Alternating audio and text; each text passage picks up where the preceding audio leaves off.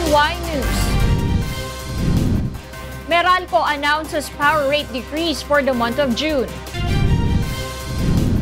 The National Economic Development Authority clarifies the 10,000 peso monthly living standard it presented was just a hypothetical figure. And the Philippines among the least peaceful countries in Asia-Pacific region based on the Global Peace Index. Y News begins now. From the UNTV News and Rescue Command Center in Quezon City, this is Y News. Good evening. Meralco will slash its electricity rates for the month of June. Here's why from Monokson. Power rates will go down by 13 centavos this month due to lower generation and transmission costs according to the Manila Electric Company or Meralco. This means that a typical household consuming 200 kilowatt per month will save 26 pesos in their electricity bill, while 65 pesos for those using 500 kilowatts. This is the second month that Meralco slashed its rates, reporting net decrease of 130 pesos. But the firm warns that rates will likely go up in July due to the yellow alert warning issued by the National Grid Corporation. A yellow alert is raised if there is a significant increase in demand against a very low power reserve. So in both cases, pag either bumaba yung capacity o yung tumaas yung demand, mayroong price pressure upwards in both factors. So generally, when there's a yellow alert, there is also a pressure for spot market prices to go up. Meralco also says an additional 7 centavos will be imposed because of the feed-in tariff this month. Under the Philippine Renewable Energy Act of 2008, feed-in tariff is a policy mechanism designed to accelerate investment in renewable energy technologies by offering cost-based compensation and long-term contracts.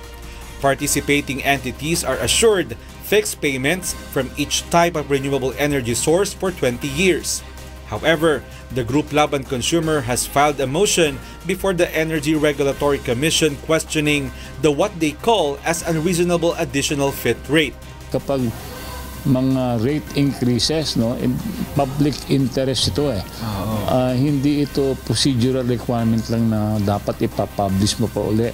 Importante kasi sa mga consumers na alam nila kung magkano ang kanilang babayaran. If the petition gets junked, the group will elevate it to the Supreme Court. Mon Hokson, UNTV News and Rescue, Pasig City. The National Economic Development Authority clarifies that the 10,000 peso monthly living standard they presented on Tuesday's briefing was just a hypothetical figure. Labor groups meanwhile appeal to NEDA to refrain from releasing such statements. Ray Pelayo explains why. The National Economic and Development Authority clarifies that the 10,000 monthly budget it presented was only an example on how the tax reform law affects an average Filipino family. In fact, NEDA Undersecretary Rose Edilion says she herself is not convinced that such amount is enough for an average family's monthly sustenance. Yung binigay namin ng mga figures na yun, actually that's based on a survey pero ito yung tinatawag natin na weight ng consumer basket. So yun yung average. In a presentation on June 5, NEDA provided a sample breakdown of the 10,000 monthly income of an average Filipino household, which is likely to spend 3,834 pesos for food, 6,000 for non-food items, 1,300 pesos for rent, and 158 pesos for simple vices. An average family also spends money for health, transportation, and communication needs. Edilion explains that given the surging inflation, 10,000 pesos monthly will not be enough. Kung ang budget mo ay 10,000 in a month, matamaan ka ng 4.6 na inflation rate, ibig sabihin nito, may dagdag na 469 pesos yung para sa yung gastusin.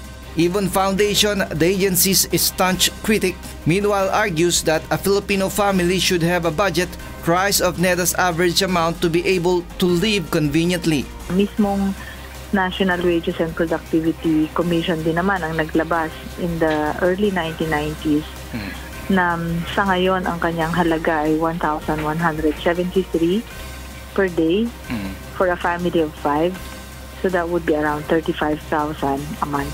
Meanwhile, labor group ALO-TUCP calls on NEDA to refrain from releasing such statements as it would affect their petition for wage hike. Kailangan din natin sigurong basikusin ito at questionin. Baka kasi ito ay mensahe ng NEDA para sa gobyerno at mensahe ng NEDA para sa wage board na huwag magbigay ng significant wage increase. The group has been looking to hike the minimum wage to 800 pesos amid accelerating commodity prices. Ray Pilayo, UNTV News and Rescue, Quezon City.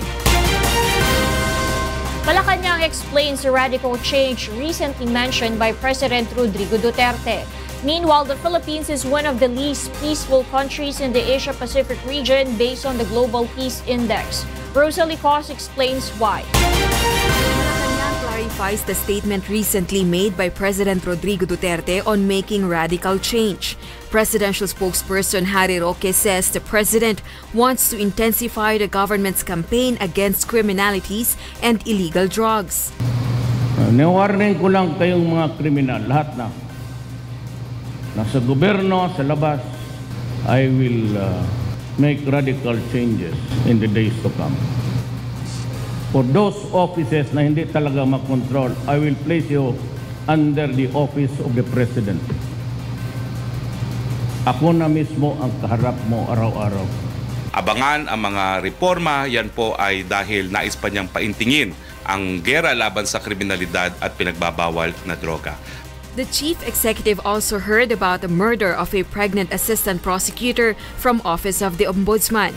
Meanwhile, the Philippines remains as one of the least peaceful countries in the world based on the Global Peace Index. Based on the report of the Australian Institute for Economics and Peace, from the 136th spot in 2017, the Philippines slid to 137th in terms of peacefulness. In the Asia-Pacific, the Philippines is just behind North Korea as the least peaceful country in the region.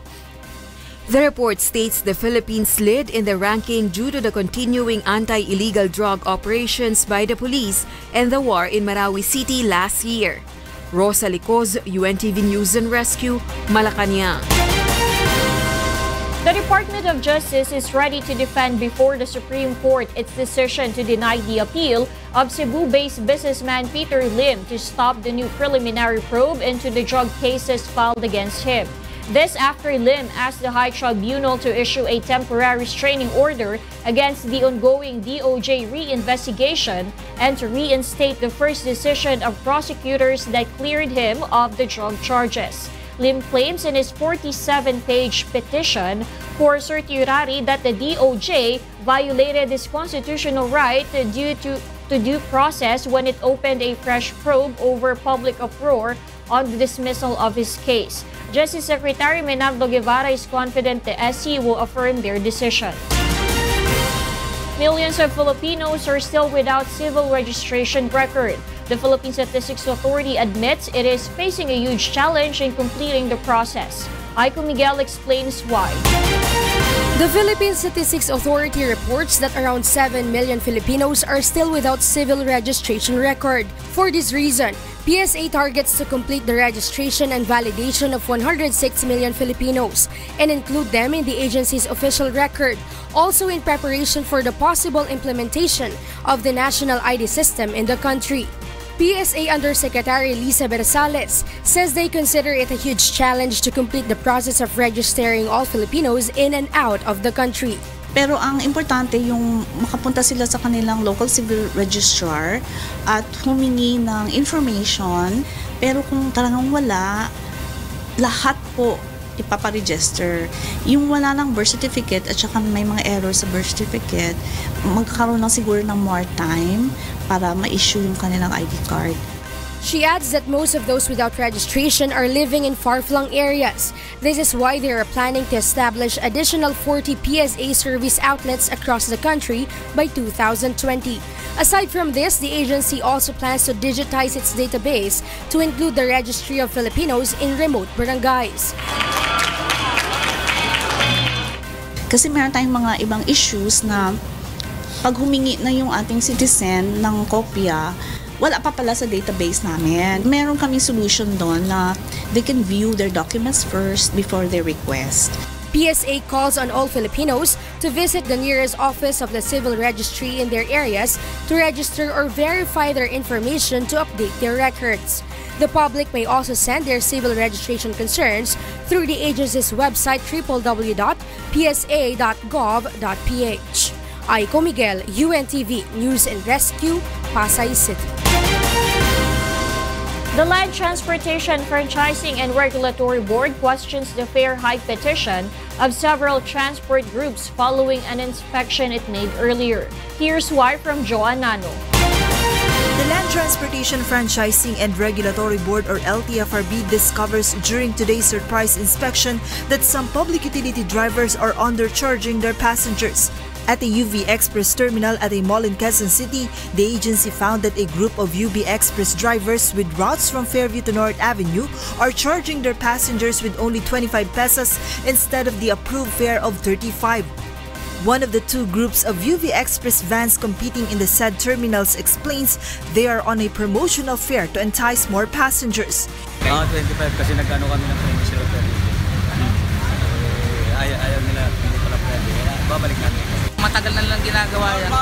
Kasi yun yung ano namin dito talagang 35. Bakit bigla silang bumagsak ng 25? A group of jeepney drivers with routes to North Sagaray, Bulacan is also charging lower fares. LTFRB board member Attorney Eileen Lizada explains undercharging is prohibited and is not in compliance with the approved fare matrix. Hindi ho tama to. When you dive your price, ang mangyayari ho niyan, either yung isa bababa rin. Ang ending, wala na silang net pay para to maintain the vehicle. Wala na for change oil, tune-up, wala na dun. At ang long-term effect, ang mga mananakay, the safety of the riding public will be at stake. Those found undercharging passengers will be fined with 5,000 pesos for the first offense, 10,000 pesos for second offense, and 15,000 pesos and franchise cancellation for the third offense. The LTFRB is now studying whether it will grant or not the fare hike petitions of some transport groups. Kung kaya nyo mag-undercharge, kailangan nyo mo ba talaga ng fare hike? Joan Nano, UNTV News and Rescue, Quezon City. On Y News Tonight, Malacanang stands by President Duterte's statement that he was unaware of harassment incident involving Philippine and Chinese troops in Ayungin Shoal. The Consultative Committee wants Filipinos to have more power in enacting and amending laws under federal form of government. Good evening. Presidential spokesperson Secretary Harry Roque seeks to clarify whether President Rodrigo Duterte has already been briefed on the reported harassment by Chinese forces of Filipino soldiers in a resupply mission to BRP Sierra Madre stationed in Ayungin Shoal on May 11. The chief executive earlier said he is unaware of the incident and refused to comment on the issue. Based on reports, Foreign Affairs Secretary Alan Peter Cayetano has already filed the Philippines diplomatic note to China over the incident. Pinapakonfirm lang po kung totoong nagalit daw po kayo dahil sa Ayungin meron daw harassment na naganap, di umano. I don't know about that incident. I was busy talking to Korean officials. What kind of harassment in the first place? Before I commit myself to answer the question, what kind of harassment is this? Ang report, sir, hinaras ng Chinese soldiers, ang Filipino soldiers na may resupplying mission sa Ayungin Shoal. Nagpapadala po ng mga karagdagang Filipino soldiers doon sa Ayungin Shoal. Nagharas daw po yung mga Chino na mga sundalong Pilipino na nagde-deliver ng supply sa Ayungin Shoal. I have to have a more, not even, this is the first time I've heard of it. It would be dangerous for me to answer questions without really having the slightest idea of what it is all about. You heard what he said. I can't contradict the president's statement, being his spokesperson. The Consultative Committee tasked to draft a proposed federal charter wants to give Filipinos a strengthened power to enact and amend the Constitution's provisions. Mai Bermudez explains why. President Rodrigo Duterte's consultative committee is seeking direct participation of Filipinos in proposing and enacting laws under the federal form of government. CONCOM Subcommittee on the Structure of Federal Government Vice Chairman Attorney Rowan Libario says that at present, 12% of the total registered voters nationwide is needed to participate in a signature campaign to amend the Constitution, 10 to change a law, and 12 to push for an ordinance through People's Initiative. It will then be forwarded to the Commission on Elections for verification. People's Initiative is provided for in the 1987 Constitution but is enclosed in the articles on the Legislative Department and on the amendments or revision. It also needs a system set by Congress for it to be implemented. But under the CONCOM's proposal, only 10% in every federated region is needed to sign to revise the Constitution, 3% to amend and forward or repeal a law. Citizens may also seek help from the Office of the Solicitor General or the Integrated Bar of the Philippines in drafting their proposals. So ito yung major na reforma na nilagay natin ngayon sa ating bagong konstitusyon. Kasi tingin natin na ang taong bayan, being the ultimate source of authority, sovereign power siya, dapat meron siyang karapatan din. But as early as now, some Filipinos are thinking of laws they will want to amend. Yung batas ng train law, yun ang babaguhin ko. Kung hindi nakakahirap doon yung parang mahihirap ng mga tao. Kailangan po i-amend ang mga laws for women. I feel like there are some laws na kailangan ipagpatibay pa ang mga rights ng women natin, those who are marginalized po. But as they say, with great powers comes great responsibilities. So there are also fears that such right will be abused. Mga ganyang mga tanong talaga, the ultimate guarantee is an enlightened citizenry. Kaya doon sa ating proposal, may mandato tayo na ang COMELEC kailangan mag-conduct ng public non-partisan public forum sa isang proposal at sa petisyon. Kailangan i-publish niya ito sa newspapers. Mai Bermudez, UNTV News and Rescue, Pasay City. The Senate is hoping for the approval of the majority of the provisions in its version of the proposed Bangsamoro Basic Law when the two chambers of Congress sit in a bicameral conference. Nel Maribuhok tells us why. The Senate will push for the approval of the majority of provisions in its version of the proposed Bangsamoro Basic Law in the Bicameral Conference Committee. Senator Juan Miguel Zubiri notes their version complies with the Constitution and has many safeguards. There will be many safeguards. Talagang hirap na hirap sila, of course, gumawa ng kalukuhan o magnakaw. Zubiri cites as example the creation by the Bangsamoro region of a regional office like in other provinces which are controlled by main government offices in Metro Manila. He says the Senate's BBL also mandates the creation of a Commission on Audit and Civil Service Commission in the region. The senator notes he is now preparing for solutions in case of a deadlock in the passage of the BBL in the BICAM. Yan, may security implications. Kaya sabi ko, pagka ganun, lalapitan ko ng Pangulo at sasabihin ko, Sir, kung gagawin po namin ito mangyayari. We have to let the security officials know kasi ayaw naman natin mabulaga sila. The two chambers of Congress is set to hold a pre-BICAM to discuss rules and issues in the passage of the controversial BBL before the formal BICAM meeting from July 9 to 13. Nel Maribuhok, UNTV News and Rescue, Senate of the Philippines. Some evacuees in Marawi City are calling on the government to rush the construction of temporary learning centers near temporary shelters. Meanwhile, more than 300 students in Pangasinan are having classes under mango trees. Aiko Miguel tells us why.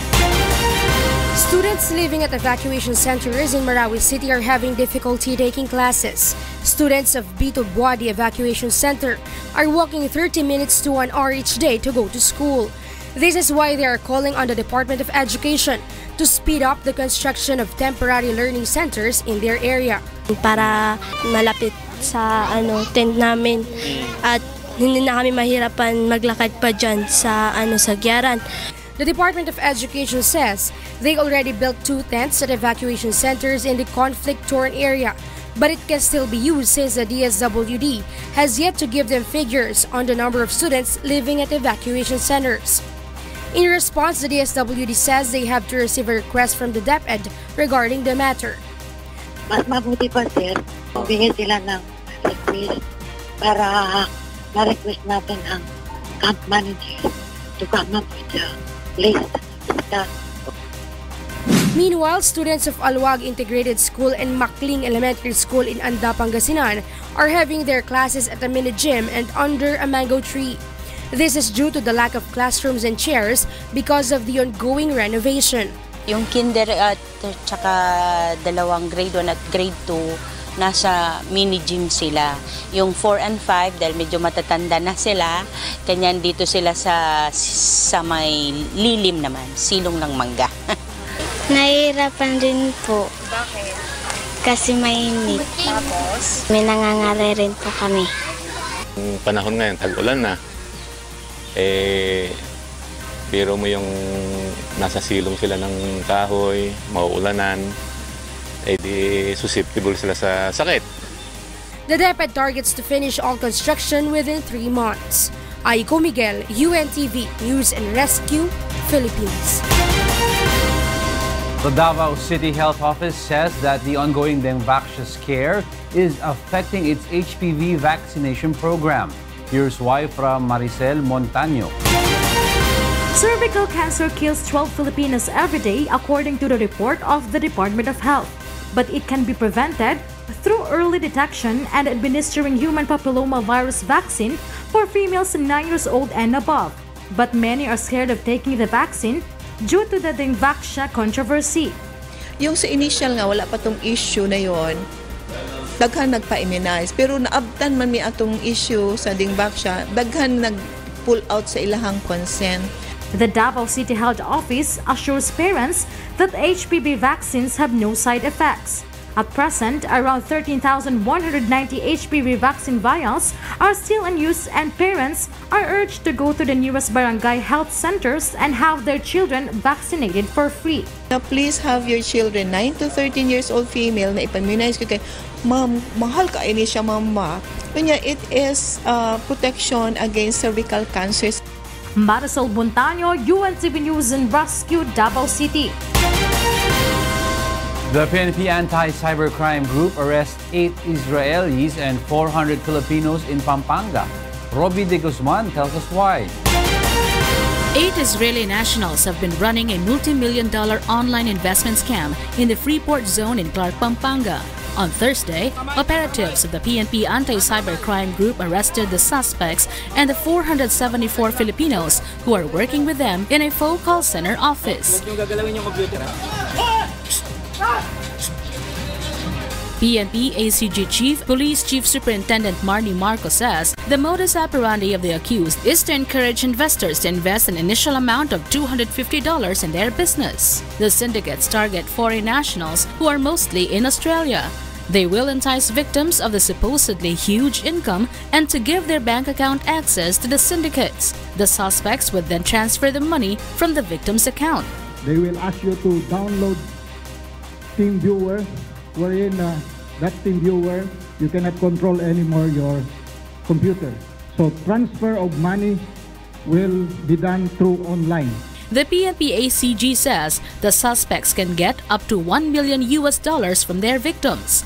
The syndicates were also able to steal $2 million from 3 Australians and African who sought the help of the ACG. I was convinced by clicking on an icon that said Bitcoin. Bitcoin opened and I quickly closed it. But next minute I got a call from FTO encouraging me to start to invest in this wonderful scam of theirs. When I was doing this trading, which I was making quick money, and I said, I want to withdraw. Oh, you can withdraw 30,000 and then you put this amount, then you can withdraw. But until now, I could not withdraw 1 single cent. And then this guy sucks, you know, and then he kept my trading went up, and then all of a sudden it went down. I was losing lots of money, close to $500,000 Australian dollars. The suspects are now facing syndicated estafa and are set to undergo inquest proceedings. Robbie de Guzman, UNTV News and Rescue, Philippines. President Rodrigo Duterte appoints Tourism Undersecretary Jose Gabriel Pompi Lavinia to the Department of Agriculture. Lavinia, whose appointment paper was signed Wednesday, will take the job of Bernadette Romulo Puyat as Agriculture Undersecretary. Lavinia's appointment drew flack because of his controversial dismissal as Commissioner of the Social Security System due to alleged misuse of public funds. Meanwhile, the president also names former Arroyo lawyer Raul Lambino as presidential advisor for Northern Luzon, aside from being administrator of the Cagayan Economic Zone Authority. Lambino served as legal counsel and spokesperson to the former president and now Pampanga's 2nd District Representative Gloria Macapagal Arroyo.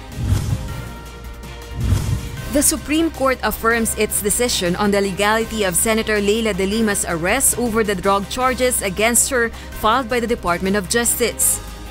In a notice dated April 17 but only released to media on June 6, the SC Anbank ruled to deny with finality de Lima's motion for reconsideration, arguing that no substantial arguments were presented to warrant the reversal.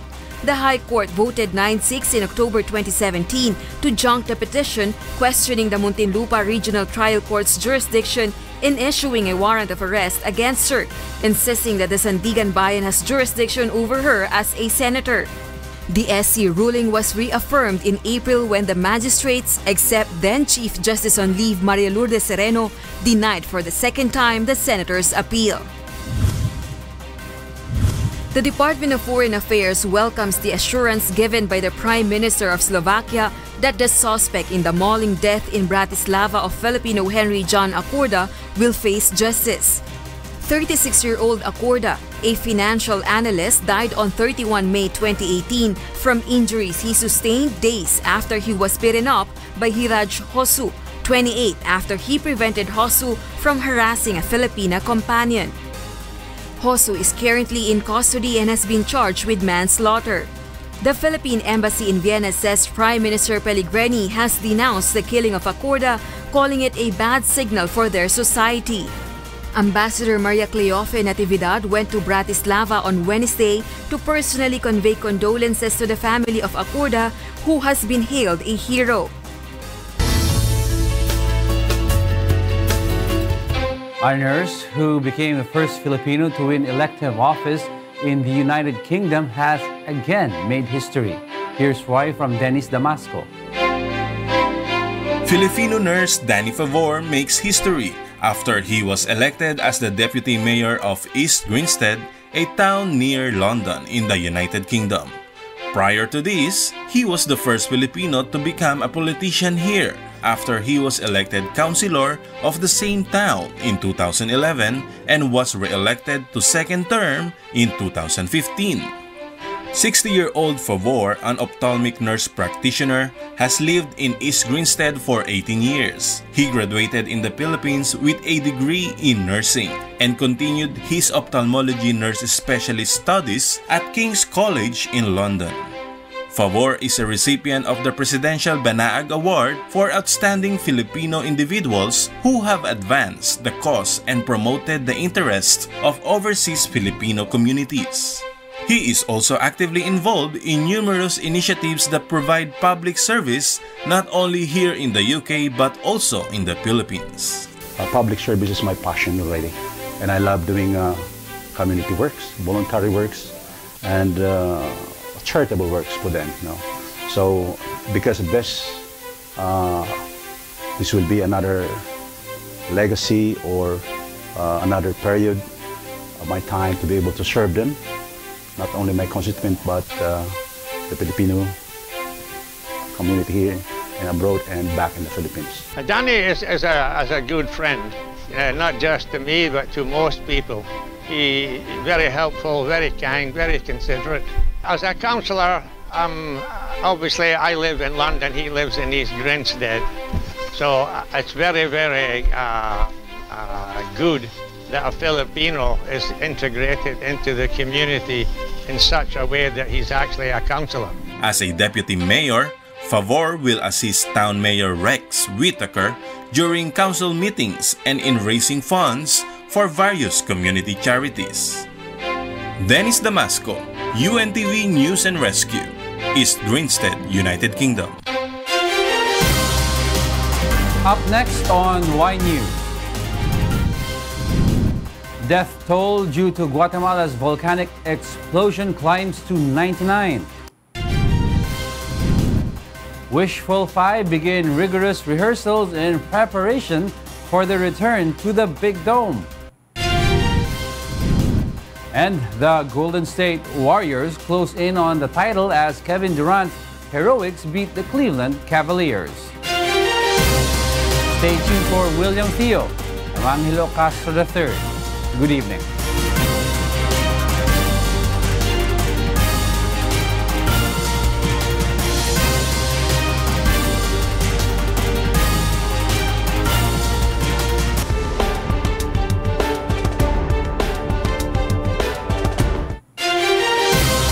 Good evening. Here are the top stories on Y News Tonight.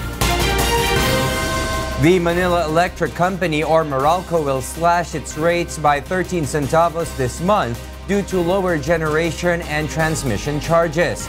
This means that a household consuming 200 kilowatt-hour per month will save 26 pesos in their electricity bill and 65 pesos for those using 500 kilowatt-hours. Meralco says rates would have been lower if they would not have to implement the 7 centavos feed-in tariff this month. Feed-in tariff is a policy mechanism designed under the Philippine Renewable Energy Act of 2008 to accelerate investment in renewable energy technologies by offering cost-based compensation and long-term contracts to participating companies. Meralco also warns that rates will likely go up in July due to the yellow alert warning issued by the National Grid Corporation because of very low power reserve against high power demand. So in both cases, pag either bumaba yung capacity o yung tumaas yung demand, mayroong price pressure upwards in both factors. So generally, when there's a yellow alert, there is also a pressure for spot market prices to go up. Meanwhile, the National Economic and Development Authority, or NEDA, clarifies that the 10,000 monthly budget it presented on Tuesday was only an example on how the tax reform law affects the average Filipino family. NEDA Undersecretary Rose Edilion says the breakdown was based on a survey on how much an average Filipino household spends on food and non-food items, rent, transportation, and communication. She admits the 10,000 budget for an average family is not enough given the surging inflation. Kung ang budget mo ay 10,000 in a month, matamaan ka ng 4.6 na inflation rate, ibig sabihin nito, may dagdag na 469 pesos yung para sa yung gastusin. Meanwhile, the Associated Labor Union's Trade Union Congress of the Philippines calls on NEDA to refrain from releasing such statements as it would affect their request to hike minimum wages to 800 pesos. Kailangan din natin sigurong basikusin ito at questionin. Baka kasi ito ay mensahe ng NEDA para sa gobyerno at mensahe ng NEDA para sa wage board na huwag magbigay ng significant wage increase. The Philippines remains as one of the least peaceful countries in the world according to the Global Peace Index. Based on the report of the Australian Institute for Economics and Peace from the 136th spot in 2017, the Philippines slid to 137th in terms of peacefulness. This is due to the continuing anti-illegal drug operations by the police and the war in Marawi City last year. The Philippines is just behind North Korea as the least peaceful country in the Asia-Pacific region. In other news, presidential spokesperson Secretary Harry Roque seeks to clarify whether President Rodrigo Duterte has already been briefed on the reported harassment by Chinese forces of Filipino soldiers in a resupply mission to BRP Sierra Madre stationed in Ayungin Shoal on May 11. The chief executive earlier said he is unaware of the said incident and refused to comment on the issue. Based on reports, Foreign Affairs Secretary Alan Peter Cayetano has already filed the Philippines diplomatic note to China over the incident. Pinapakonfirm lang po kung totoong nagalit daw po kayo dahil sa Ayungin meron daw harassment na naganap, di umano. I don't know about that incident. I was busy talking to Korean officials. What kind of harassment in the first place? Before I commit myself to answer the question, what kind of harassment on this? Ang report, sir, hinaras ng Chinese soldiers, ang Filipino soldiers na may resupplying mission sa Ayungin Shoal. Nagpapadala po ng mga karagdagang Filipino soldiers doon sa Ayungin Shoal. Nagharas daw po yung mga Chino na mga sundalong Pilipino na nagde-deliver ng supply sa Ayungin Shoal. I have to have a more, not even, this is the first time I've heard of it. It would be dangerous for me to answer questions without really having the slightest idea of what it is all about. You heard what he said. I can't contradict the president's statement, being his spokesperson. In other news, the Consultative Committee is seeking wider participation of Filipinos in proposing and enacting laws under the federal form of government. CONCOM Subcommittee on the Structure of Federal Government Vice Chairman Attorney Roan Libario says that at present 12% of the total registered voters nationwide is needed to participate in a signature campaign to amend the Constitution, 10% to change a law, and 12% to push for an ordinance through People's Initiative. It will then be forwarded to the Commission on Elections for verification. People's Initiative is provided for in the 1987 Constitution, but is enclosed in the articles on the Legislative Department and also needs a system set by Congress for its implementation. Under the CONCOM's proposal, only 10% in every federated region is needed to sign to revise the Constitution and 3% to amend and forward or repeal a law. CONCOM also assures safeguards will be in place to avoid any form of abuse. So ito yung major na reforma na nilagay natin ngayon sa ating bagong konstitusyon. Kasi tingin natin na ang taong bayan, being the ultimate source of authority, sovereign power siya, dapat meron siyang karapatan din. Mga ganyang tanong talaga, the ultimate guarantee is an enlightened citizenry. Kaya doon sa ating proposal, may mandato tayo na ang COMELEC kailangan mag-conduct ng public, non-partisan public forum sa isang proposal at sa petisyon. Kailangan i-publish niya ito sa newspapers. Meanwhile, Slovakian Prime Minister Peter Pellegrini assures the Philippines that the suspect in the death of Filipino Henry John Acorda will face justice. 36-year-old Acorda, a financial analyst, died on May 31st, a few days after he was beaten up by Hiraj Hosu, 28 years old, whom he prevented from harassing a Filipina companion. Hosu is currently in custody and has been charged with manslaughter. In a statement, Pellegrini denounced the killing of Acorda, calling it a bad signal for their society. Philippine Ambassador Maria Cleofe Natividad went to Bratislava on Wednesday to personally convey the government's condolences to the family of Acorda, who has been hailed as a hero. The girls of the Wishful Five begin their rigorous preparation as they are all set to return to the Big Dome. Leslie Longbowen tells us why. Wishful's Ace Bartolome,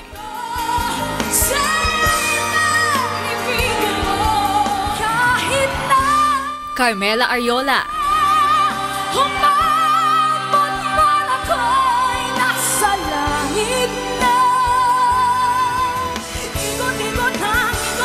Louie Ann Kulala,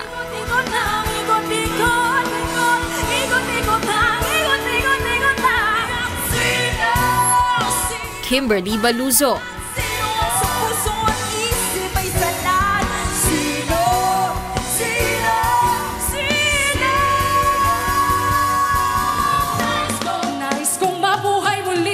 And Princess Sevillena,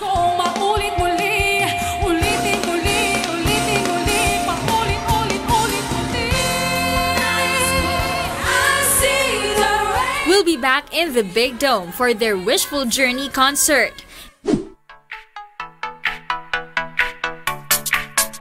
The Wishful Five have begun their rigorous preparation, and this includes dance training. We are very blessed kasi ganito po mag-alaga ang Wish sa amin na nire-develop po nila yung hindi lang yung singing namin. They want us to be all around.